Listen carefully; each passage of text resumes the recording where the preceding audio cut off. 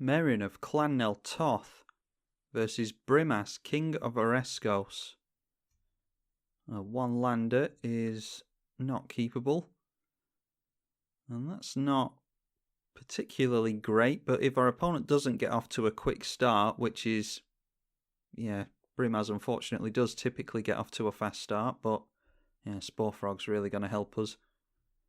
We'll put that on top. I don't think a white deck is going to do a whole lot about a Brimaz.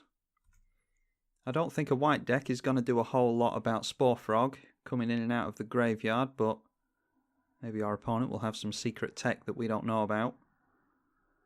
Get out the Spore Frog and throw it back over to our opponent.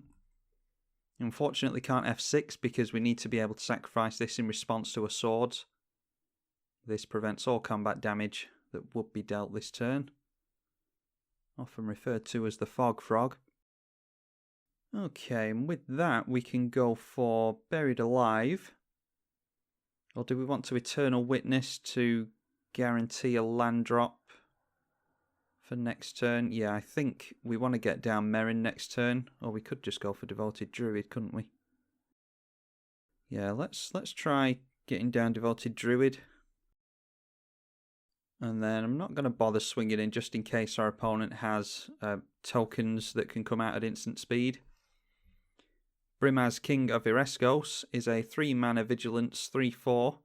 Whenever it attacks, create a 1/1 cat token that has Vigilance and is attacking. And whenever it blocks, create a 1/1 cat that is blocking as well. And that one also has Vigilance.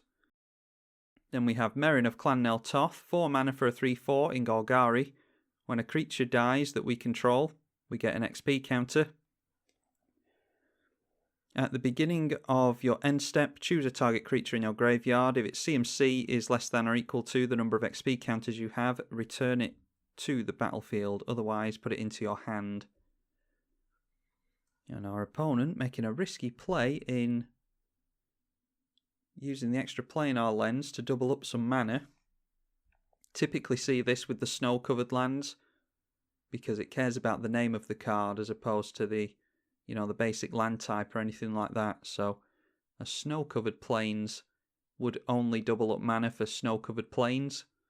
So if any of your other opponents are playing with just basic plains, then this wouldn't count towards that.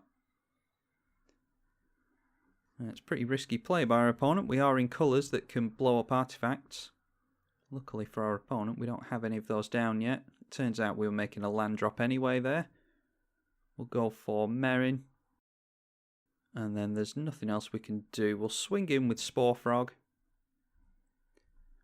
And then we can sacrifice the Spore Frog. We can actually kill the Devoted Druid as well, just to get another experience counter.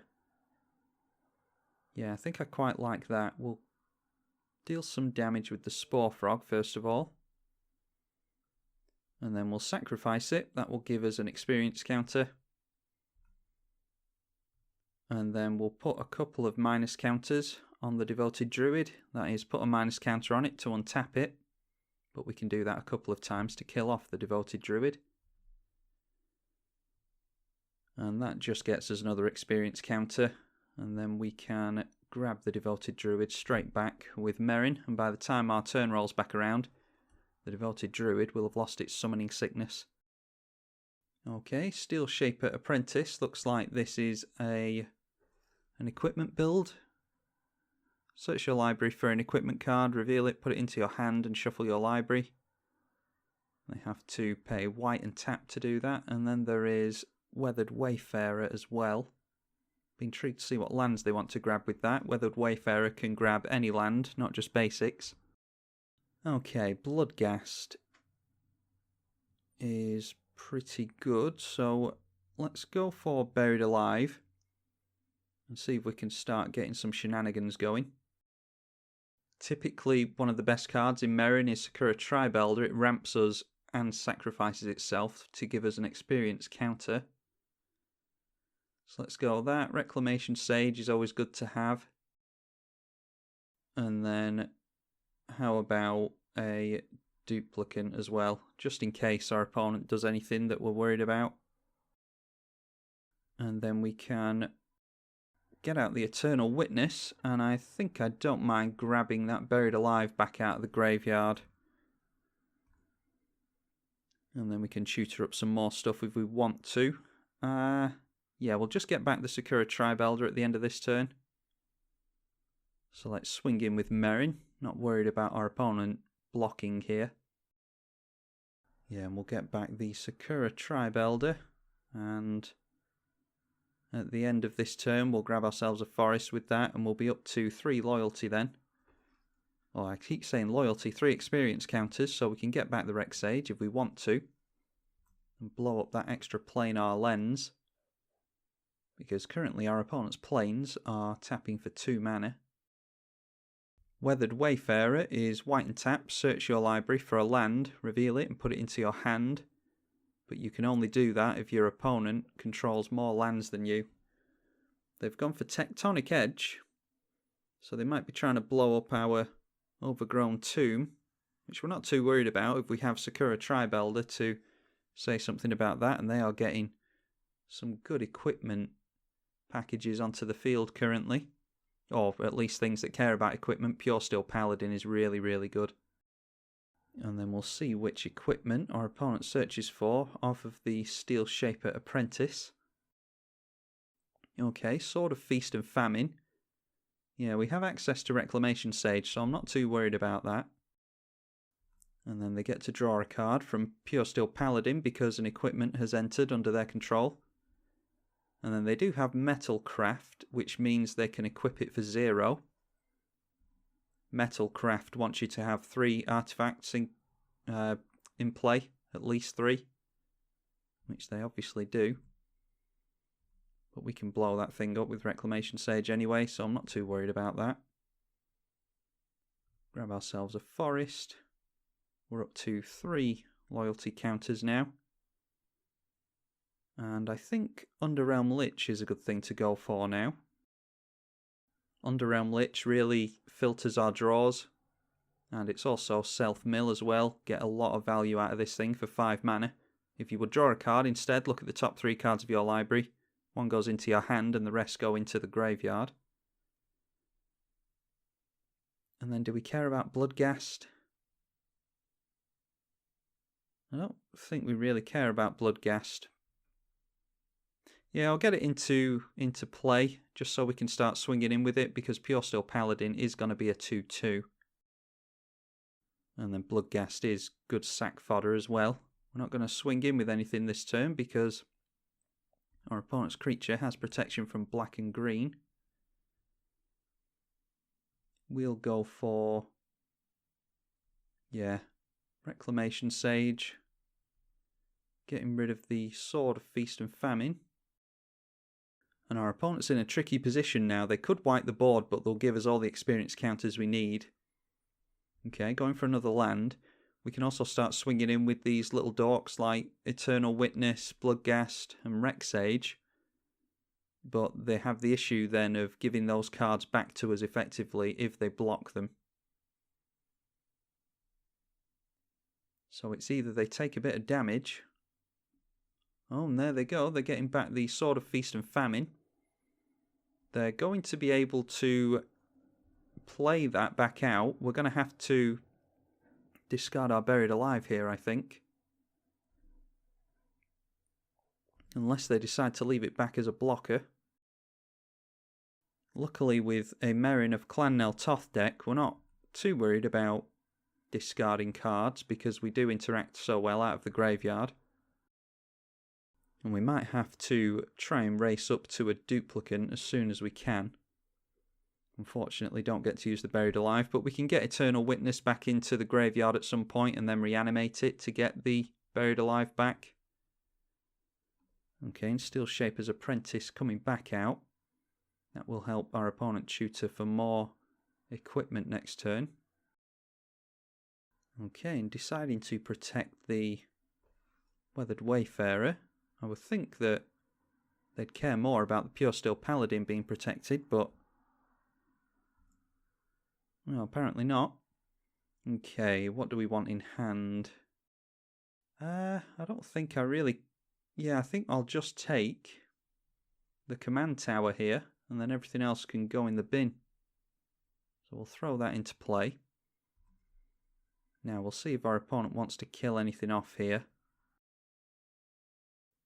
Okay, just deciding to kill the Bloodghast. Like I say, our opponent's between a rock and a hard place. They either keep taking damage from Eternal Witness and Reclamation Sage, or they kill them off and give them back to us at the end of the turn. So what else have we got here? Sakura Tribelder. I think we just go for Sakura Tribelder again. Or we could go for Spore Frog, actually. Yeah, Spore Frog's a good idea, because it keeps our opponent from damaging us. And it also keeps them from untapping their lands with the Sword of Feast and Famine, because they can't deal damage to us. Now they might have a Swords in response here, which means we'd have to sack it at the end of our turn, and then couldn't use it during our opponent's turn. Okay, deciding to search again with the Apprentice.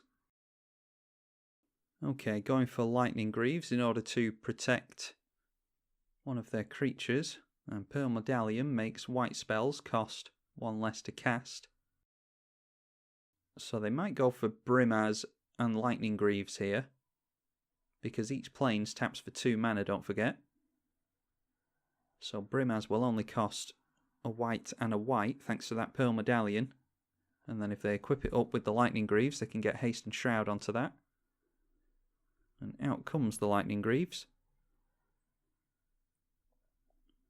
And some card draw for the Pure Steel Paladin there. Okay, just getting down the Steel Shaper Apprentice again. That can search for something this turn because our opponent has a white mana floating. Looks like that's what they're going for. They're going to give the Apprentice haste, which means that they can tutor for an equipment again. Now, one thing I've just thought of is that I could kill off the Devoted Druid and the Spore Frog this turn, and then start tutoring up a duplicate at the end of our opponent's turn, and get rid of this Pure Steel Paladin. And then duplicate, because it's colourless, it will also be able to block whatever's swinging in with a Sword of Feast and Famine. Oh, and a Skull Clamp for our opponent. That, yeah, they already have a full grip, so don't know how much more effective a Skull Clamp will be for them, but maybe they're searching for some kind of answer. It looks like it's going to be Pure Steel Paladin that swings in. That's if they decide to swing in at all. I'd probably just leave that thing back as a blocker. Alright, just deciding to kill off the Weathered Wayfarer for card draw. Our opponent's up to 10 cards here. And the Skull Clamp going onto the Paladin as well.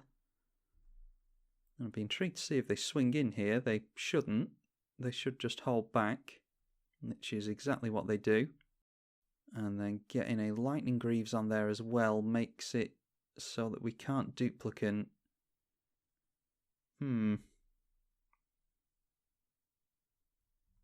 Okay. Well, we're not in any rush to sacrifice our creatures then. Let's just see what we get into with the Underrealm Lich. Okay, there's a Mind Slicer. I quite like Maelstrom Pulse. We can actually get down the Mind Slicer with Meren if we want to. Yeah, I'll keep the Maelstrom Pulse and we'll get rid of that Lightning Greaves. And then we're still online for our tactic of getting rid of the Pure Steel Paladin with a duplicate. So let's kill our Devoted Druid. And we'll kill our Spore Frog. And then we're not going to bother.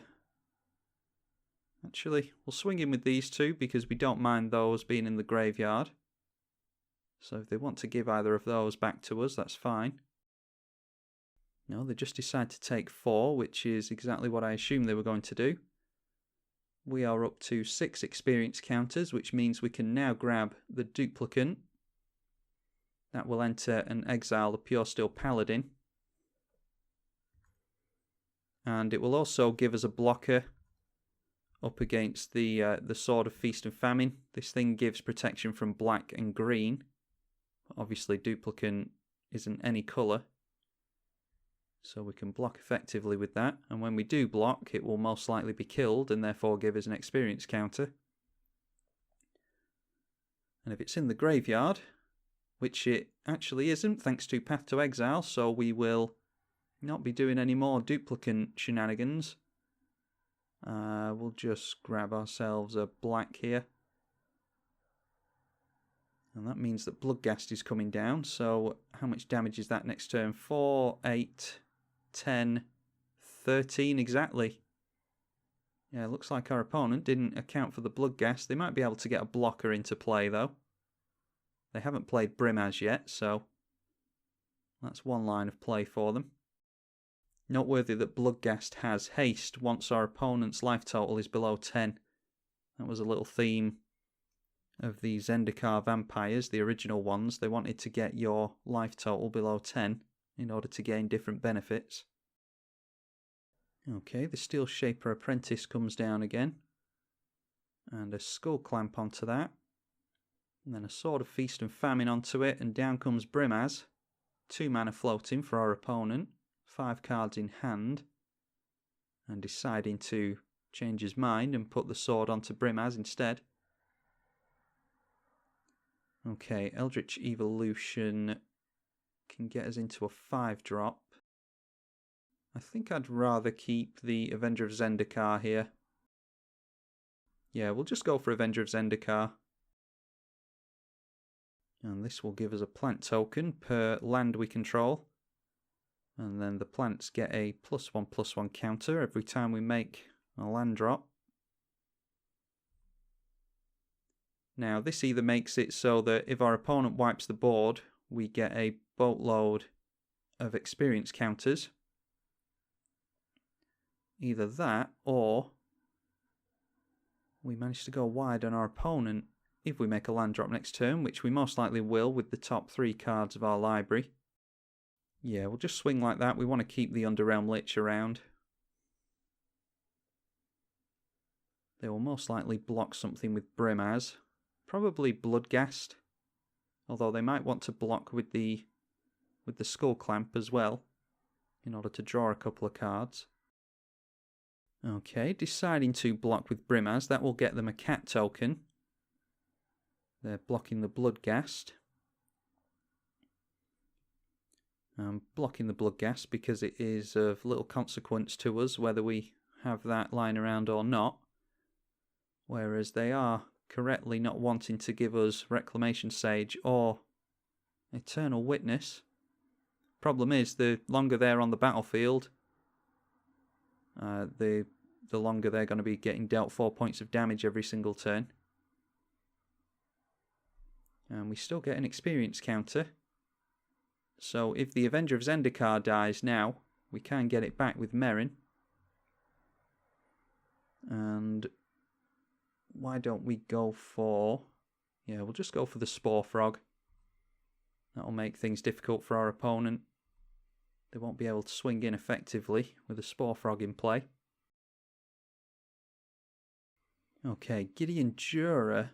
That's difficult. That forces us to swing into Gideon with everything. Which means that our opponent can block quite tactically. Yeah, that's a good have by our opponent. And deciding to clamp the Cat Soldier token for more card draw. That will bump them up to 6 cards in hand. And again, searching for another equipment. If we can get into Bane of Progress, that would be really good for us. Kind of need to get Eternal Witness into the graveyard somehow, so that we can fish back the Eldritch Evolution. Yeah, perhaps should have done that. We could go for Eldritch Evolution and sacrifice... we'd have to go for the...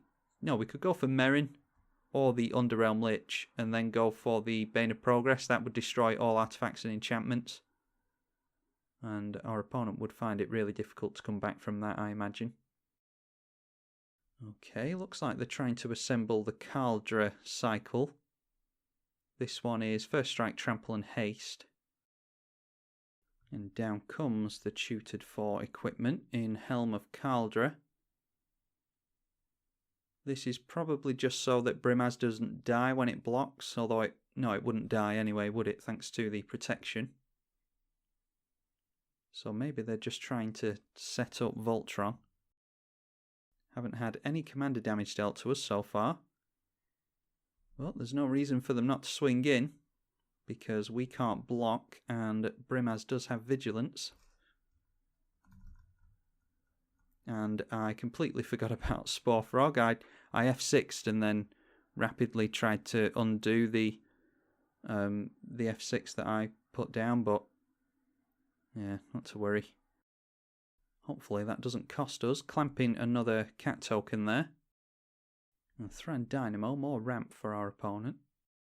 And Stoneforge Mystic. So it's more equipment shooter for our opponent.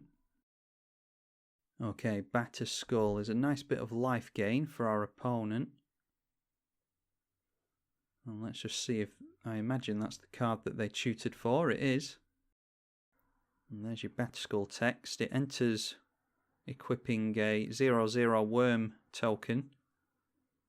Not worm, a germ token. And the equipped creature gets +4/+4, vigilance and lifelink. You can bounce it for 3. And the equip cost is 5. Okay, I think... yeah, we'll keep Skull Clamp. And then before we are forced to swing in, we'll get rid of some of these plant tokens. In fact, yeah, I don't know how useful getting rid of Reclamation Sage is now. Or Eternal Witness, because I doubt Meren is going to survive until the end of the turn. Let's just get rid of a plant first of all. And every time we kill a creature with Skull Clamp, we get to draw a couple of cards. Okay, Damnation is exactly what we want to do, I think. Yeah, I think that's what we need to do here. So let's keep Damnation out of that one. And then Viscera Seer is... we've been missing a sack outlet this whole game, so I think Viscera Seer is good to go for. We need to hold up 4 mana. Yeah, why don't we just see how combat goes first? Let me just get something else going with Eternal Witness. Okay, Cabal Coffers, Wood Elves. Yeah, why not Cabal Coffers there? And then Vampiric Tutor as well. We will play the Cabal Coffers, just to make sure that we get enough damage through to kill Gideon. Because landfall gives all our plants +1/+1 counters. And then the Bloodghast will have haste, so we'll say yes to that as well. And then depending on how our opponent blocks, we need to... yeah, we might use the Spore Frog in order to keep damage off of all our creatures, but we'll see what happens. So we have to swing everything in at Gideon here. Okay, as you would expect, blocking the Meren. Noteworthy that our opponent has a tech edge that they can get rid of Cabal Coffers with. This is 1 tap and sack to destroy a non-basic. Yeah, I was thinking of keeping Meren alive there and then going for Eternal Witness to get back the Eldritch Evolution, and then we can destroy all artifacts and enchantments, but I think I want to do it this way. Skull Clamp onto the Bloodghast first.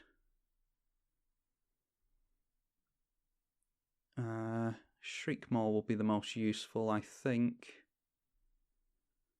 we'll keep that, and then Woodfall Primus is useful as well. So we'll also keep that.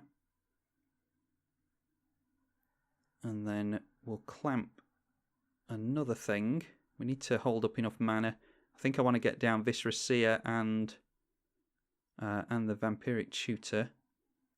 We'll get a Swamp as a land drop for next turn, and then Demonic Tutor is good to keep hold of.